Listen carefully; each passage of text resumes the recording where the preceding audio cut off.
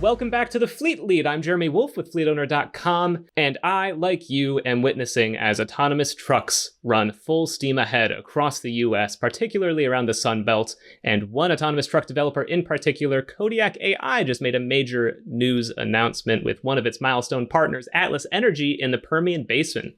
To learn a bit more, we have Michael Wiesinger, Chief Operating Officer at Kodiak, to tell us a little bit more. So, Michael, thank you for hopping on with us today. Thanks for having me, Jeremy. Really excited to be here.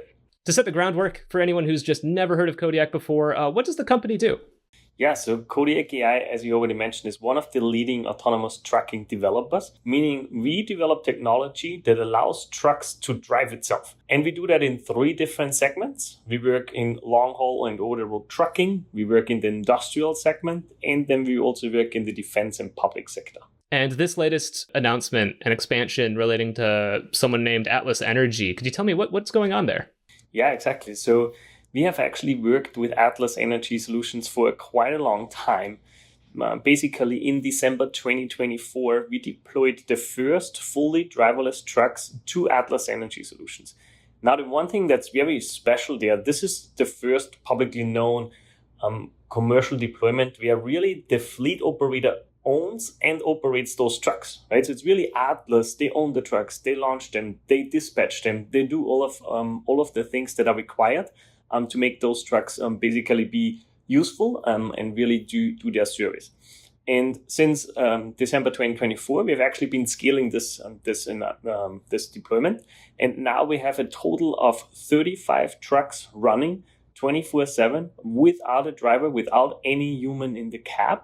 And of course, along that, we have expanded the whole deployment, what it looks like, the scale of it, the amount of tons of sand we are hauling, the amount of routes we are hauling. And could you tell me more about what this expansion looks like? You're running, I think it was 35 now.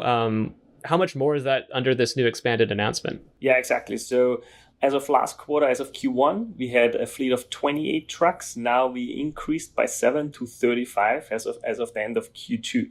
In addition, we also increased the size of the deployment. So meaning we went from deploying out of one, what is called deep depot, or you can call it loadout facility, into 2. So what does that mean? We now operate basically 2 distinct deployments for Atlas Energy Solutions, because those 2 loadout facilities are actually roughly 90-minute drive away from each other, right? So you can really think about this as like 2 separate deployments almost. One of them is in New Mexico, and one of them is in Texas.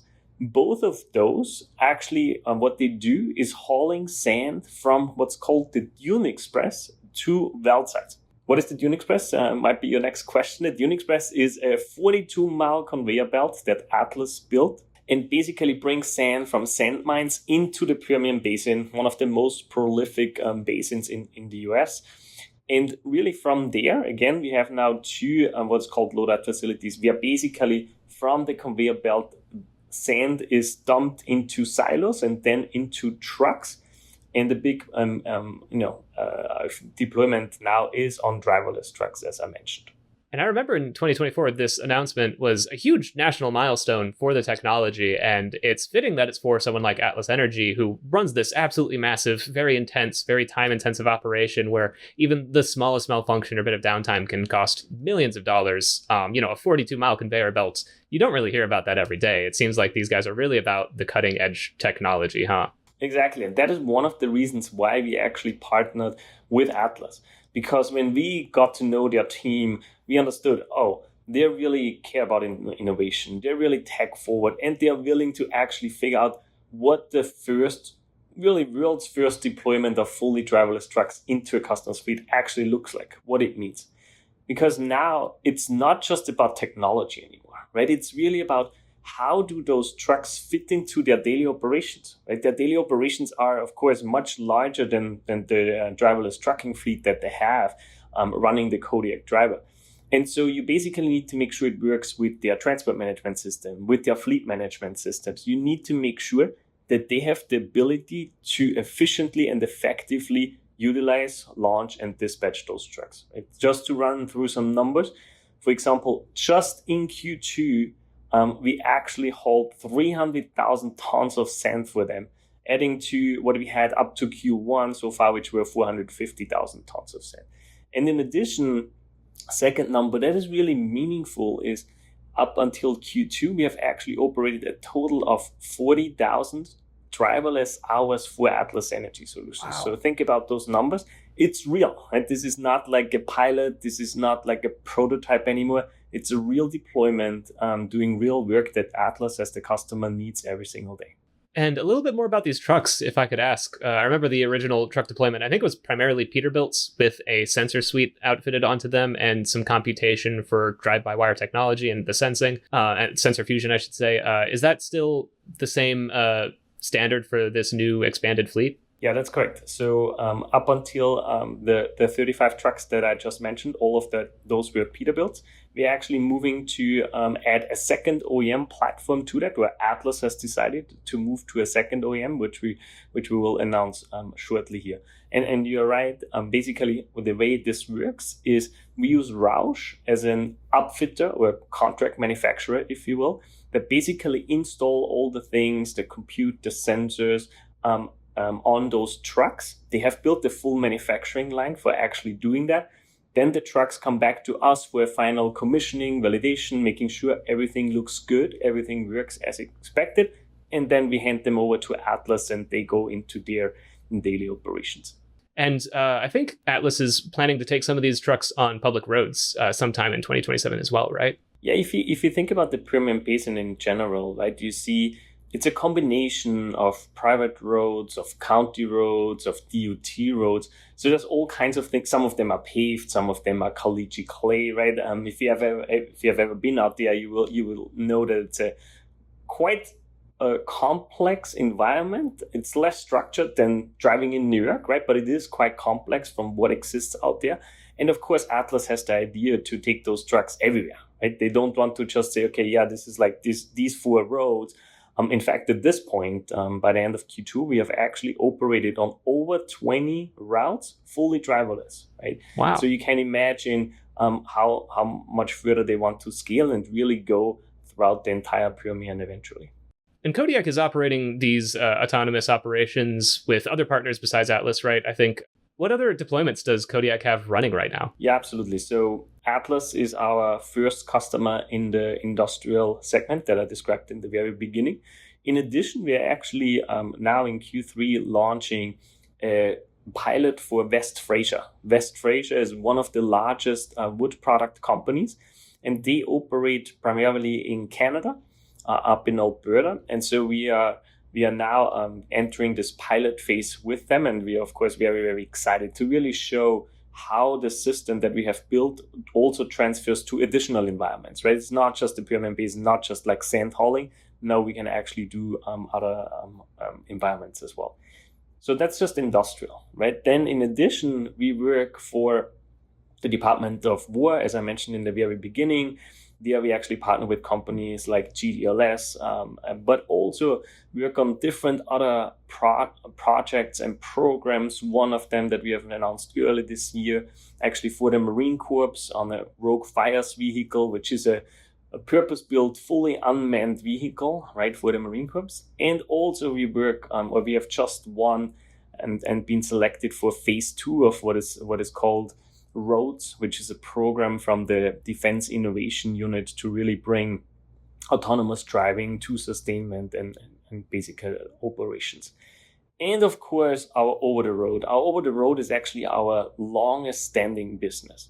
So we have been working with partners like J.B. Hunt, Warner Enterprises, Martin Brower, Sierra England, Rural Transportation, IKEA, one of the most known or best known shippers out there. We have actually worked on a long-standing relationship with them and have been hauling freight.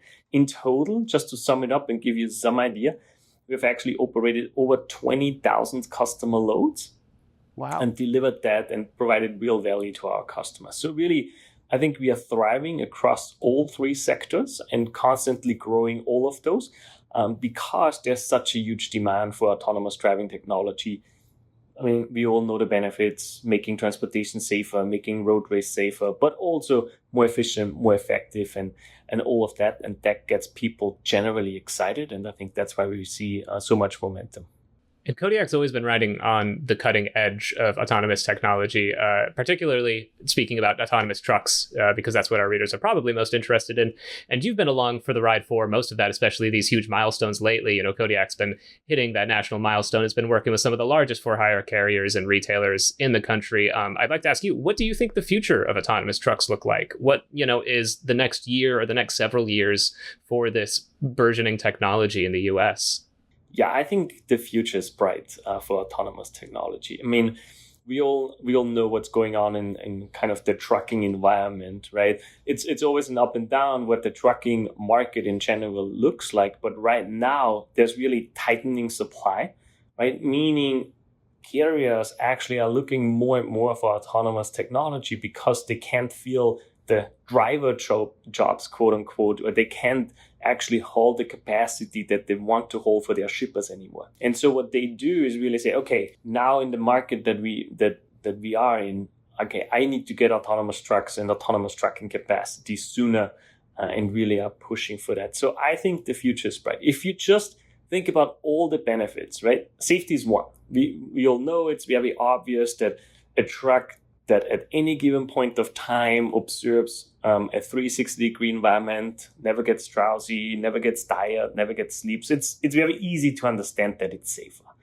But there are many, many more benefits if you think a little bit beyond just the safety aspect. For example, today a truck operates maybe roughly 100,000 miles per year, right? And that is mostly because a human has a limitation on how many hours they can drive per day and per week.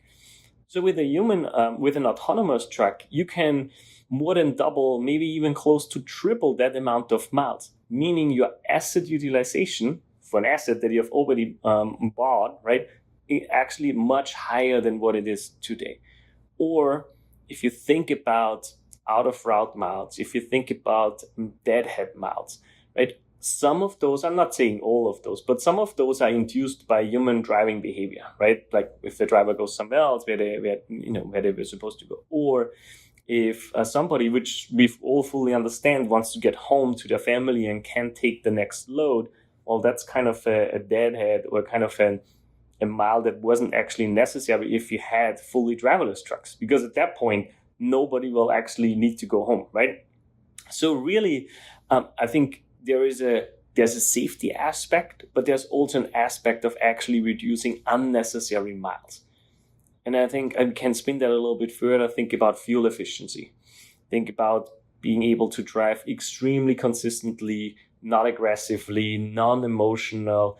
And I think it's easy to conceive that there's actually quite a fuel savings coming from autonomous trucks as well. So really, the way we look at this and the way we talk about this with our customers and our carrier and fleet partners is think about total cost of ownership.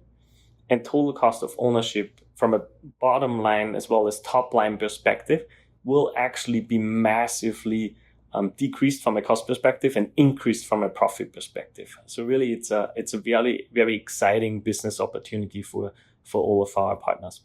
All right. Fantastic. Michael, thank you so much for hopping on with us today. Absolutely. Thanks for having me, Jeremy.